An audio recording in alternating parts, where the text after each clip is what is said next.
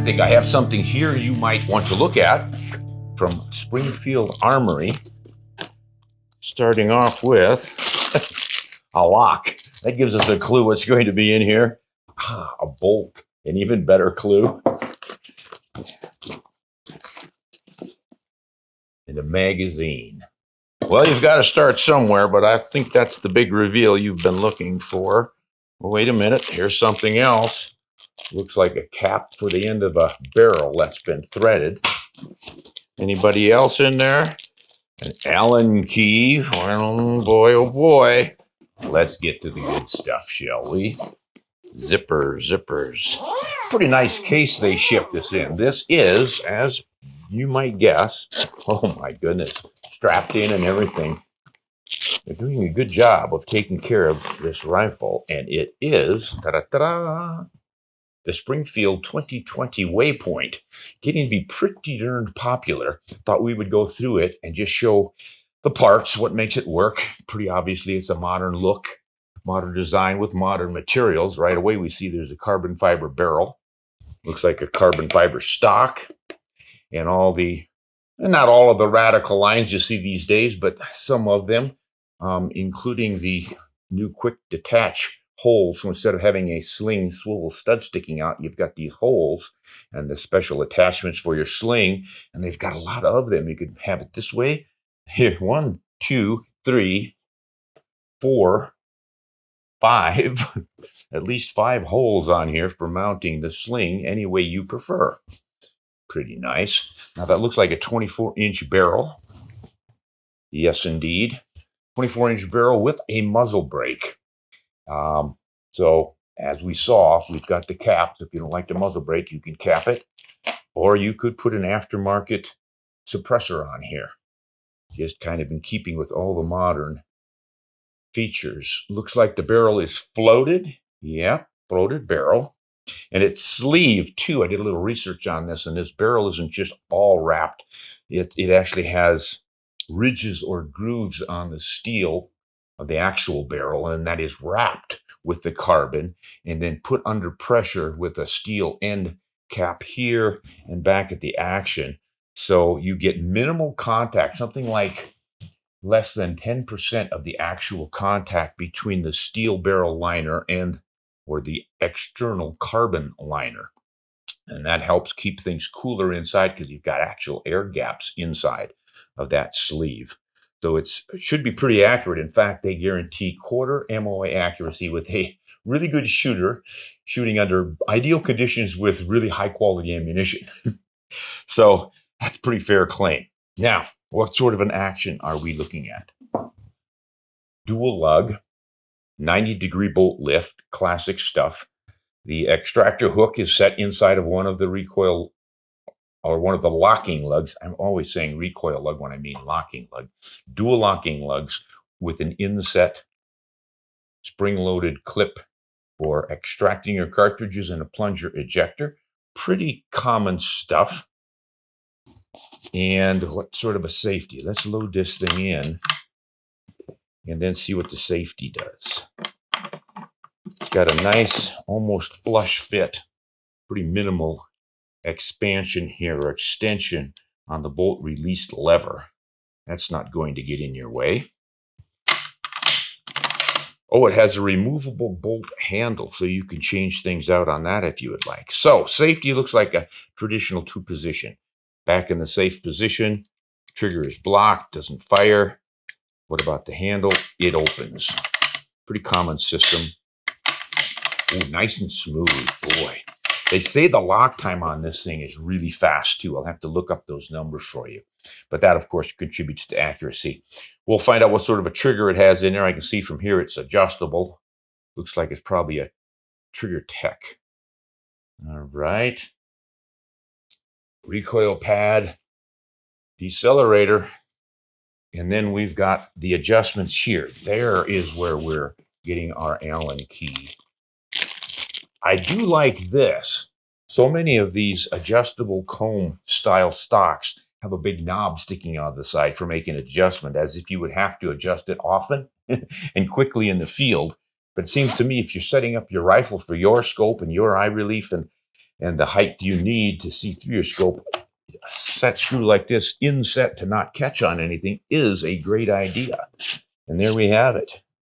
So you should be able to accommodate darn near any cheek or neck length or scope height.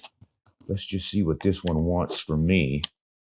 Give it a guess and a quick look here. Oh, that's just about right. A little bit lower.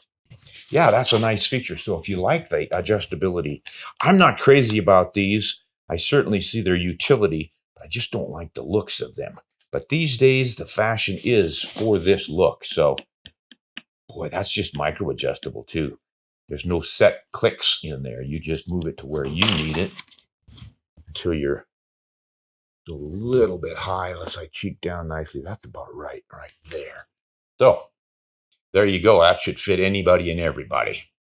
Bit of a fairly steep pistol grip here and a bit of a swell. Almost looks ambidextrous. Yeah, it looks like it's an ambidextrous swell on either side, so it gives you good lateral support for shooting. And then you have some slots under here, so M-LOK style slots for putting on bipods and such. It looks like a nice combination of some features for precision shooting, long range, target shooting stuff, sniping style rifle, but also not so much of that and so bulky that it would make a reasonable carry rifle for hunting. And the weight is coming in at, let me get a scale here. Of course, this is with, looks like loopholed rings and scope already on it. So what are we coming up with? We are hitting the scales at 9.5 pounds. So that's not a lightweight by any stretch, but boy, it's keeping right in with your pretty much your standard bolt action rifles of the mid 20th century. I can remember carrying a Ruger 77 around that weighed that much with a small scope on it.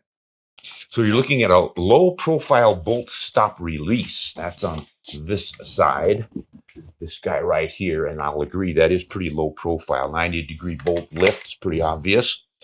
A removable handle on the bolt. And the bolt body is fluted. That's pretty common these days. And that's not just for design or look and fashion. That is to facilitate debris in case you're working in some really muddy, dirty conditions. Any kind of debris that would get on the bolt body or inside of the action would get stripped into those relief grooves, shall we call them. So when you're operating your bolt, it doesn't get hung up, it doesn't get stuck. Round bottom receiver, we saw that. Integral recoil lug, we saw that. And the enlarged ejection port. Dual plane feed ramp. That is not so easy to see, but what it means is, yes, the feed ramp has the lugs gliding on it. We'll see if we can get some close-ups to show you that. But both of the lugs are riding on the feed ramps. And it's a nice, smooth glide, too. I like it. Pillar bedded, we saw that. This is an AG composite carbon fiber stock. And we saw the Trigger Tech trigger, which is adjustable to 2.5 to 5. 3-axis adjustable comb. I don't understand the 3-axis on the adjustable comb. I saw it adjust upwards. That's not 3-axis to me, so I'm not sure what that means. And 5 of these quick detach mount holes. And the radial brake they call an SA. I'm not sure what that stands for, but directs just from the plane on it. Looks like it coming straight out. I would prefer it not come down. If you're shooting close to the ground and you get your hot gases shooting down out of the ejection ports, you end up raising dust. I'm not real too fond of that. But it does give an even distribution of the exhaust gases. They call this an AICS magazine, and I guess those are pretty popular because they are not only inline, but they're straight inline. A lot of magazines, you'll alternate the sides and you get more rounds in. This way you get assured feeding straight into the action because each cartridge comes up dead centered. But I'm not real crazy about this style of magazine, mostly because to get any quantity of cartridges in there, you have to extend it below the belly line of the stock. And then it's in the way when I'm carrying it, and it, as you can hear, rattles. Obviously, you can carry spares, but I don't see in a hunting rifle why you would need spares. But for some PRS competitions where speed might matter, might be useful to have. Then there's the Packmeyer decelerator pad we already mentioned. Oh, here's your lock time, 1.9 milliseconds. If you can interpret what that means, apparently that's pretty quick. And then their three-quarter MOA guarantee. The barrel is called a BSF manufactured barrel. As I described, it's carbon wrapped around, and it's a sleeve under pressure around it, so that reduces the variables, tensions in that between the steel and the carbon fibers. Seems to be the best approach these days on these carbon fiber wrapped barrels. They say 95% of the carbon fibers don't touch the steel barrel. And that helps with the cooling as well as the different tensions and pressures. Fluting under the sleeve, yep, free floated barrel. By golly, we covered it all. It's really pretty quite simple. So we'll go out and see how well it shoots, see if it lives up to its guarantee. This one is chambered for something new now. They just came out with this and announced it a couple of weeks ago. 7mm PRC. That's getting to be a pretty popular cartridge. A little bit of controversy around it right now because some of the factory loads are not shooting as quickly as they say they should. I called Hornady and asked about that, and it's because they can't get the powders. With everything that's going on around the world with warfare and fights of all kinds, the powder supplies are limited, and they just can't get the ideal powder for this one. But the capacity is there in the case. Once you get the right powders to match up with your bullet, you should get your velocities close to or at what they recommend from the factory. So the scope, I don't have a lot of details on. It's a Leupold. I've always had great luck with Leupold scope. This is a VX5 HD, 3 to 15 by 44, which I think is about as big as I want to go in a hunting scope. It gives you a little more reach for some of that longer range shooting, which it looks like this rifle could deliver. And certainly the 7 PRC cartridge is set up for longer range work. So at 15 power, you ought to have that. And then you've got your CDS custom dial that you can turn to your precise distances. You can get it customized when you've got your drops and drifts all figured out, your trajectory tables, you send that in and they will make you a cap so that you can dial to 200 yards, 300 yards, 450 yards, 625 yards, whatever you need. And there is a parallax adjustment on the side, which I like. It's like a good system all the way. Let's go out to the range and see how well it shoots. Well, I have been shooting quite a few groups here with 3 different loads. They're all from Hornady. I don't know if anyone else is even making 7 PRC ammo yet, but we've got their original 180 grain ELD match bullet. That's kind of what this whole thing was set up for, is a really long range, high BC bullet. And then there's a great hunting bullet that they wanted, 175 grain ELD-X. That's their hunting bullet configuration. And then the other one is, I'm pretty excited about this one, the CX. This is only 160 grain because, of course, it's all copper, and copper is not as dense as lead, so you cannot get as much weight in a bullet of the same length that will stabilize. I'm assuming that 160 grain is heavy they could go and still stabilize in the twist rates of 1 and 8. I'm pretty sure they're all 1 and 8 for the recommended for this. At any rate, I've done a bunch of shooting and I've gotten some 1-inch groups consistently and a little bit under, but I've not gotten that magical 1/4-inch guarantee group. And because I don't like messing around with the magazine, it's kind of hard to load. I'm just single loading. And then we are going to send some downrange and really concentrate on getting at that 3/4 inch or better group. They are a real bother. So I'm going to go for the target that's already got some holes in it from a different project. But there's a clear spot right up there in the upper left.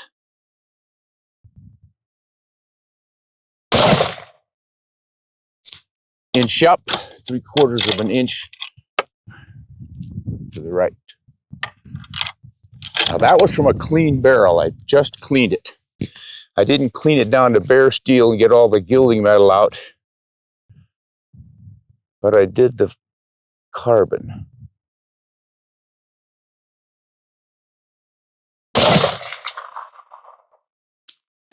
About 3/4 of an inch off to the left. Elevation's good. I don't know if we can count that first shot from a clean barrel, but so far it's doing pretty nicely.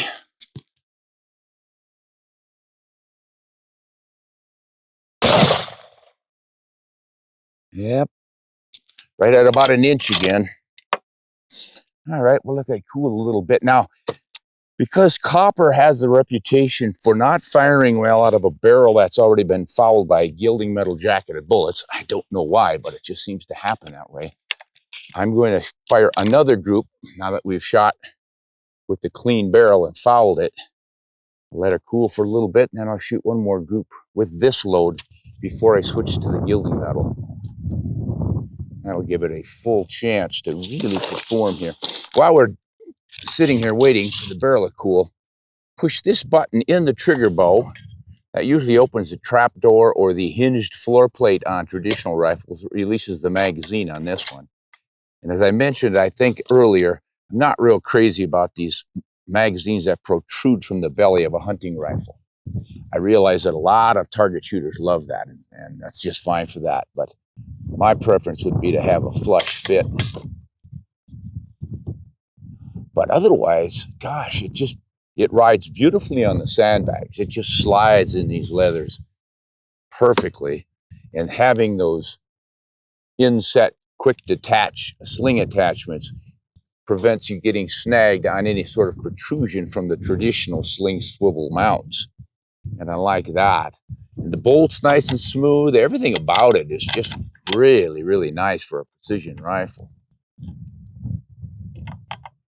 Even that almost flush fit bolt release is kind of sweet. So I think if you're interested in a rifle that is primarily set up as sort of a hybrid for some good long-range precision shooting, but not so over the top on a target configuration that you can't take it hunting, it seems like a pretty fair option. Well, let's see if we can't shoot that magical half-inch group.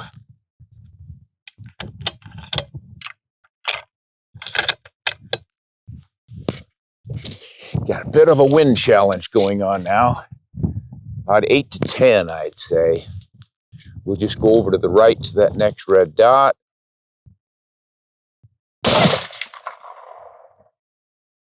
Well, that would have fit nicely into that last group. Just right there.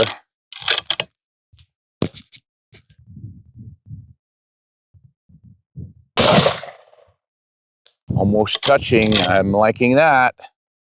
I'm seeing my heartbeat is giving me about 1/8 of an inch between the jumps. About 1/8 MOA. Boy, those two are just so close. If I could just keep this one in there. Bingo. That's about a half-inch group. I knew that copper ammo could do it. Those copper bullets are so precise. And it's because you don't have two different materials in those bullets. You're not getting a gilding metal jacket and then having to put lead in it and perhaps getting a bubble in the side or a gap or some kind of an imbalance. I don't know. I just think it's easier to turn that all copper bullet. And I believe they're lathe turned. I have to double check that. I know some of them are. Whether or not they're doing that with the CX, I don't know. But wow, that is a beautiful group right there, guys. Yeah, that has got to be a half-inch group. Whew. Well, let's give it another shot with these 175 hunting loads. I don't know about you, but I'm most interested in hunting accuracy. And over the years, I have found that MOA accuracy for hunting is way more than I need. But then the argument is you can never be too accurate. Who doesn't want every one of his cartridges to drive a bullet to the same spot every time? Not possible, as decades and decades of bench shooting have proven. I've got a big wind coming up now, so that will help cool the barrel, but it's certainly not going to help us with any groups. Oh, that last one, though, I should just retire after that. That is a sweet group. Wow. I mean, that's what you want your rifles to do. But I can't complain about any of the other groups I've shot with this. Even the first bunch of them that was breaking in the barrel. I can also comment on this swell in the grip. It's like almost like a Wundhammer palm swell, but it's on both sides. Looks ambidextrous to me. But it's just enough to keep your hand in a consistent position to give some lateral support so you don't torque it. Yeah, working out nicely. Ah, I could do without that darned wind though. Keeps the mosquitoes down. Gotta give it that. Just warm, barely warm. So I think we can go again. All right, 175s, what can you do for us? Well, we've got a nice little red dot in the lower left. Go for that one.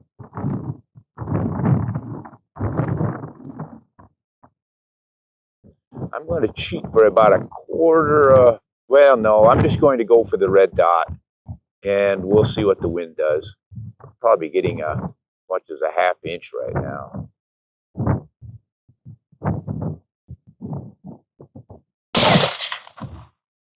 Oh, that's not an 1/8 of an inch off of the bullseye. Love it.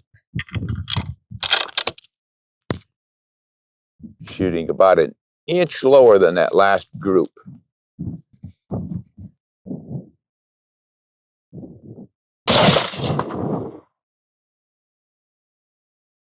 Gosh, I don't know. Did I hit the same hole? Sure looks like it.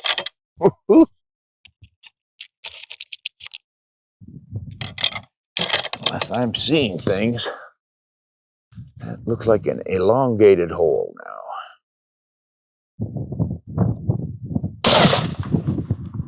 Oh, that group is as good as the last one. We have got ourselves a shooter, guys. Thumbs up on this. This 2020 Springfield Armory rifle is really pretty impressive. They call them the Waypoints. So if you're looking for something like this, you might want to check it out. I'd certainly give it a thumbs up. Thanks for watching, guys. We'll see you next time. Hunt honest and shoot straight.